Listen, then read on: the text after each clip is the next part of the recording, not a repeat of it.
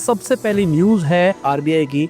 तो आरबीआई ने repo rate को कम कर दिया है, 0.25% कम किया गया है, 5.25% के ऊपर ले गए हैं। इंडिया 7.3% से ग्रो कर रहा है। अगर मैं हमारी करेंसी की यूएसडी के कंपैरिजन में डाउनफॉल की बात करके चलूं तो 5% के आसपास इस साल हमारी करेंसी टूटती हुई दिखाई दी है। अभी पूरे साल की बात कर रहा हूं मैं। बाकी अभी पुतिन इंडिया आए हैं तो बहुत सारी अनाउंसमेंट हुई है, जिसमें से अच्छी अनाउंसमेंट के बारे में बात करता हूँ। रशिया का जो लार्जेस्ट बैंक है सेबर बैंक करके, वो 10 इंडिया के अंदर ब्रांचेस खोलने वाले हैं। तो अगर किसी को सेफर जगह पे इन्वेस्ट करना है तो ये बैंक ऑप्शन क्रिएट करेगा इंडिया में इन्वेस्ट करने का। इसके अलावा जो अवधूत साथे है, जो कि एक इन्फ्लुएंसर है, उनको सेबी ने बैन कर दिया है और 546 करोड़ का फाइन लगाया भाई। इसके अलावा अगर हम ऑफशोर गैम्बलिंग की बात करके चले तो गवर्नमेंट के बैन के बाद में वो 82% बढ़ती हुई दिखाई दी है। बाकी ड्रीम 11 की बात करके चले तो वो अब स्पोर्ट्स एंटरटेनमेंट में पिवट कर रहे हैं। बाकी फोन पे की बात करके चले तो उन्होंने पिन कोड को बंद कर दिया है। इसके अलावा अगर हम पीक एक्सवी की बात करके चले तो 30,000 करोड़ रुपए उन्होंने स्टार्टअप आईपीओ से कमा लिया है भाई। बाकी अपग्रेड की बात करके चले तो उन्होंने